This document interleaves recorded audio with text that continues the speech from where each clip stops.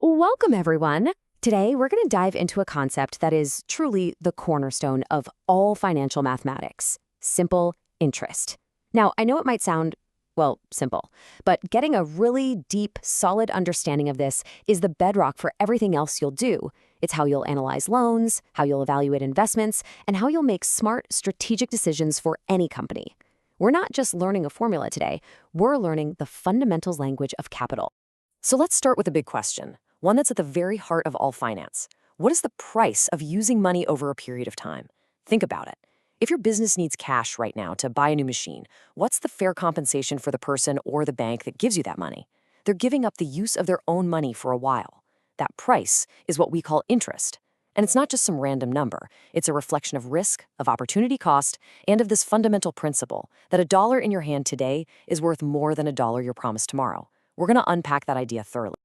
Okay, so here's our roadmap for today. We're going to start with that foundational theory, the time value of money. Got to get that right first. Then we're going to carefully decode the simple interest formula piece by piece so you know what each part is doing. After that, we'll put it all into practice with some real-world business scenarios. And this is a big one. We'll cover a common mistake that can totally wreck your calculations, and I'll show you exactly how to avoid it. Finally, we'll pull it all together to see why mastering this stuff is absolutely essential for any of you who want to be leaders in business. Right, before we even think about a single calculation, we have to let this idea sink in: the time value of money. This isn't just some abstract financial concept, it's an economic reality. $1,000 in your bank account right now is more valuable than the promise of getting that same $1,000 a year from now. Why? It's all about earning potential. You could take that money today and invest it. You could put it to work. You could buy an asset that grows in value. The $1,000 you get next year, well, it's lost a whole year of that potential. Interest, then, is simply the tool we use to put a number on that lost opportunity. And that brings us right here. Interest is the tangible way we measure the time value of money. You know, the rent analogy is just perfect. If you use a landlord's apartment, you pay rent. It's the same idea in finance. When a business uses a bank's capital, it pays interest. And if you flip it around, from the lender's point of view, whether that's a huge bank or just you investing your money, interest is the income you get for taking a risk and for putting off your own chance to use that money. It's the market price for using money for a specific amount of time. Okay, so we've got the concept down. Now let's get concrete. We need a tool, a precise way to calculate this price of money. And that tool is the simple interest formula. I equals P times I times N. Now, I know it looks simple, but don't let that fool you. It's incredibly powerful. Every single one of those variables tells a critical part of the financial story, and understanding how they all work together is the key to getting your analysis right. Let's really break this down. First up, P is for principal. That's your starting point. It's the initial amount of cash a company borrows, or the initial amount it invests. Next, we have I, the interest rate. Now, this is usually given as a yearly percentage. That's the rent you're paying per period. And it is absolutely crucial that for your calculations, you convert that percentage into a decimal. And finally, N is the number of time periods, the length of the loan, the life of the investment. You put those three things together, and they allow you to calculate I, which is the total dollar amount of simple interest you'll either pay or earn. Now, here is the absolute defining feature of simple interest. Listen closely. The interest is always calculated based on the original principal amount. It never changes, it doesn't compound. What that means is you don't earn interest on the interest that you've already accumulated. Think of it like a straight, flat line. This is a huge distinction, and it's something we'll contrast later when we get to compound interest, which is a whole different beast.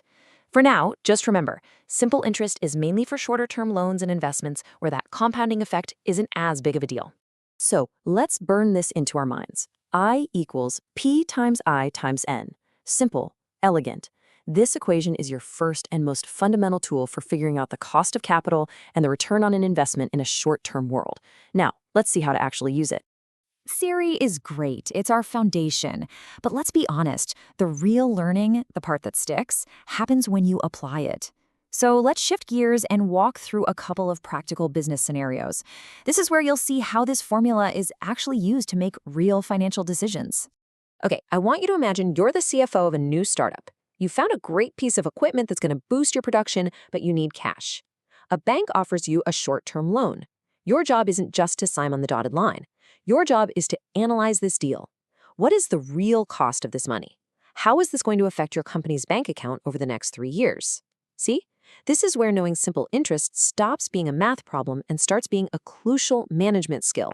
This slide shows you a skill that is so important for any kind of financial analyst. You have to be able to read a story, a business problem, and pull out the numbers for your formula. So, the $10,000 capital injection, that's our principal, P. The 5% annual simple interest rate, that's our rate, I. And notice we immediately write it as the decimal, 0.05. And the 3 years, that's our time period, N. This process of going from words to variables is step 1 of any financial model. All right, we've got our variables, so the calculation is actually pretty straightforward. We just plug them into our formula. I equals P times I times N. So the interest equals $10,000 times 0.05 times 3. Let's do it step by step. The interest for just 1 year is $10,000 times 0.05, which is $500. Now, because this is simple interest, that amount is the same every single year. So we just multiply that annual interest by the number of years, $500 times 3, which gives us a total interest cost of $1,500 over the life of the loan. Absolutely not even close. Knowing the interest cost is just one piece of the puzzle. As a manager, you're obsessed with one thing above all else: cash flow. You have to know the total amount of money that is going to leave your company's bank account to make this debt go away. The interest is an expense, sure, but the total repayment hits your cash flow. And for a startup, cash flow isn't just important, it's everything. And here we have the complete picture. The total amount that the company has to pay back is the original principal, that's the $10,000 they got up front, plus the total interest we just calculated, the $1,500. So that gives us a total cash outflow of $11,500. This is the number that the finance team needs to build into their budget to make sure the lights stay on. Okay, now let's flip the script. Your company's done well. You've got extra cash sitting on the balance sheet. Now, you can't just let that cash sit there doing nothing. So the Treasury Department decides to invest it in a corporate bond. So now, instead of paying interest, your company is on the receiving end. You're going to be earning it. We use the exact same formula, but we're just looking at it from the investor's chair now. The principal, P, is the $5,000 we invested. The rate, I, is 6%, so that's 0.06, and the number of periods, N, is 5 years. So the interest we earned each year is $5,000 times 0.06, which is $300. Over the full 5-year term, the total interest we're going to earn is that $300 a year times 5, which equals $1,500. So at the very end of that 5-year term, when the bond matures, the company gets its money back. It gets the original $5,000 principal, and it gets all the interest it earned, the $1,500. So the total cash that comes flowing back into the company is $6,500. This is exactly the kind of calculation that corporate treasurers do every day to manage their company's cash. Now, I want you all to lean in for this part. I want to focus on what is, without a doubt, the single most common place where students make mistakes, both on exams and when they start their first jobs. It's a really simple error to make, but it has huge consequences for your answer. The good news is, it's super easy to avoid if you just remember one simple rule. I call it the alignment principle, and it is non-negotiable. The time unit for your interest rate, your I, must match the time unit for your number of periods, your N. So in our example, the rate was 5% per year. That means your N must be in years. If I gave you a rate of, say, 1% per month, then you'd have to use months for N. Just look at the slide. If you mix them up, if you use an annual rate with the number of months, 36, your answer is wildly, catastrophically wrong. This isn't a small rounding error. It's a massive conceptual mistake that would get you laughed out of a boardroom. Always align your unit. So you might be wondering, okay, professor, it's one formula. Why have we spent an entire session on this? Here's why. Understanding simple interest is like getting your learner's permit for finance. It is the absolute foundational building block you need before you can understand any of the more complex, more powerful concepts. Just look at how widely this is applied. You use it for short-term loans, for comparing basic investments, for bonds. It's even relevant when you're managing a company's day-to-day cash. But maybe the most important reason is this: you simply cannot begin to grasp the incredible power of compound interest, the engine that drives real long-term wealth, without first having a rock-solid understanding of simple interest. You have to learn the alphabet before you can write poetry. This is the alphabet. And this right here is the main idea I want you to walk away with today. These calculations we're doing, they're not just numbers on a page. When a company decides to borrow money or to make an investment, that's a strategic move. Understanding the cost of that capital, the interest, is how you figure out if that strategy is a good one. It's how you know if a project is going to create value for the company or destroy it.